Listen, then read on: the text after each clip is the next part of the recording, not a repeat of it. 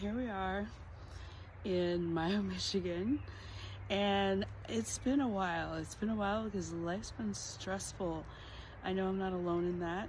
And I've had a chance to really think about some thoughts, particularly related to stress that a lot of people experience.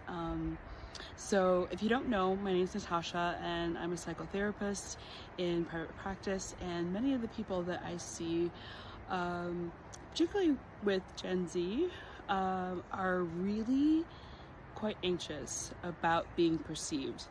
And I just have some thoughts about that.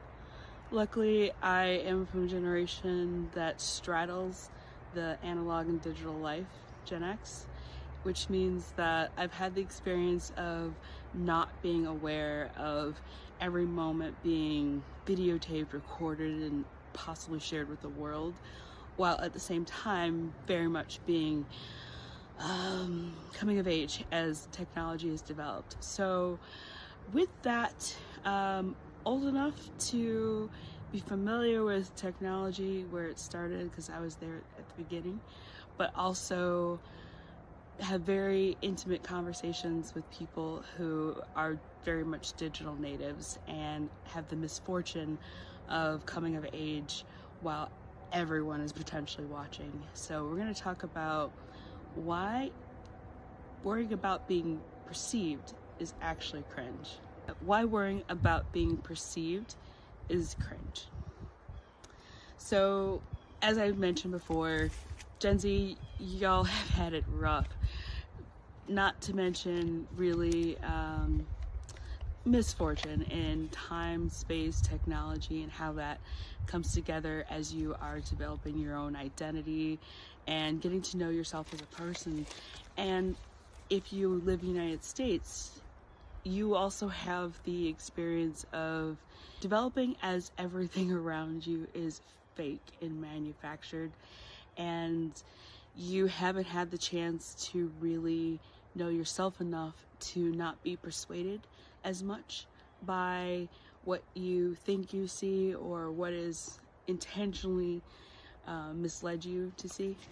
So we're going to talk a little bit today about why worrying about that is totally cringe, because we're chasing shadows, imaginary things, and most importantly, things that truly don't matter. As we mentioned, so society that we live in is very fake. It's manufactured. What people are naturally accustomed to understanding are probably something more like, centuries ago. So this looks like you have a village, a town, maybe 150, 200 people, and everybody knows each other a little too well. But also there's no pretense, because they know you. They grew up with you, they know your parents, your grandparents, and you can't be something outside of what people have already known to some degree.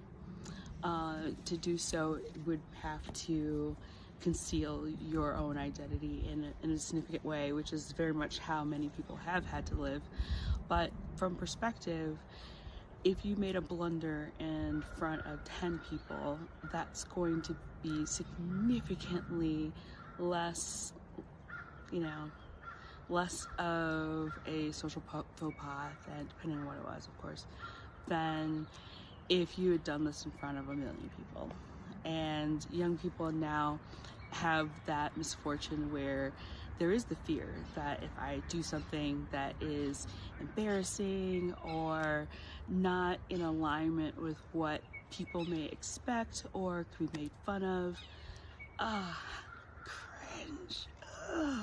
That is the worst. And it is, when you're in a place where you don't have a solid sense of self. It is catastrophic when you think that all of your peers and everyone you think you might ever want to be connected with have known about this horrible thing.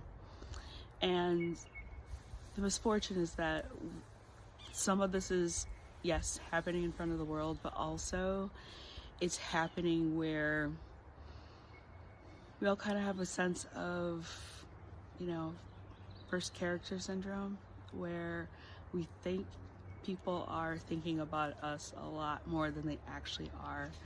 And with that, there can be self-censorship because God, oh, the horror of being seen in that way, or any way that doesn't really suit you or is flattering. So we want to debunk a little bit of that. And the good news about some of that is that no one cares about you. It's a hard thing to say, but it's also quite freeing. When you realize no one cares about you, you realize that that moment that was etched in your mind, kept you up at night, had you rehearsing over and over again that awful thing that happened. No one cared. No one cared but you. So when you realize that, you can move on. You can learn from it. You can realize that I am a flawed person, and so is everyone else. And if they are really, really obsessed with what you're doing, how you're living, I think that's something wrong with them. Truly. So, of course, you're not going to do things that are regrettable on purpose. Don't be a jerk. Don't do illegal things on camera. Nothing like that.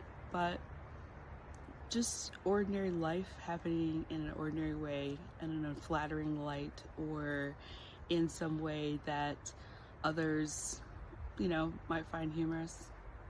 It'll be a flash in the pan, I promise you, because as we said before, no one cares. That is a freedom, and you can take that. So here's another thing too. As you are exploring the world, you're going to maybe discover that you have your own seasons, your own times where things about you have changed. And so a lot of people have been fearful of, if I say that I claim an identity, or if I say something about myself that later changes or becomes untrue, then I was just a poser, I was a liar, I was just seeking attention, rather than someone who naturally is, developing. And the consequence of not doing that is a world where everyone is the same. Conformity, this beige life, becomes the script that suffocates us all. And if you have any doubt about that, you can look around to see plenty of people who lack depth because looking inward is too terrifying, perhaps alienating, and that is far too great of a risk that they are willing to take. So they become beige, they become everything that they think they should be. And I tell you, if you are a person who appreciates death, it is soul crushing to watch. And I only can imagine, well, I can't imagine that that's shallow way of being, but many people do that. And while it is expedient socially, it comes at a cost. So authenticity is the cost, where you sacrifice your own natural self for the temporary acceptance of others. But as you get older, and if you don't die first, you will, you'll find that what really matters are the people who show up for you. And how they show up for you is what matters. So the people who are important are the people whose opinions you should consider. Those are the people whose opinions shape us into being who we are and who we could be. And that can work to your favor or your detriment. So who are the people that matter? The people who show up for you, like I said. So can you show up in a supportive way, whether it be practical, material? Yeah, that matters. So if you have a job, your boss's opinion matters. The coworker, be nice, be civil, but keep it moving. It doesn't matter.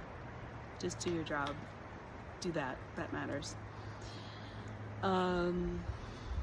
For friends that are very much available for fun, good times, entertainment, they have their place. No doubt. It's good to have people to go have fun with.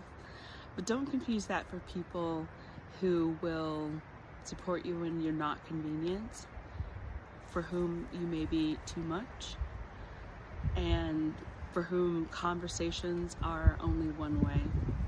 These aren't the people who are going to be there for you when you need it. So why do you prioritize their opinion?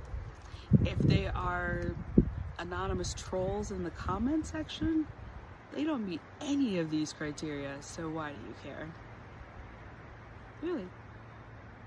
No one else cares. You don't have to either. And that is so freeing. That is so freeing. When you realize that the people who do matter probably fit within the palm of your hand in terms of number. And beyond that, there's just circumstance.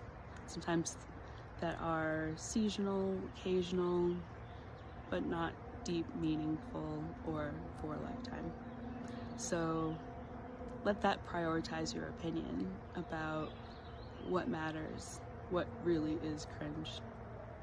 And if you want to become more comfortable with your own authenticity, I invite you to continue watching this channel, because we're going to talk about all ways that you can embrace who you are, because that is far more exciting than trying to be someone else. So that's it for now. These bugs are killing me and I need a break, so we'll chat soon.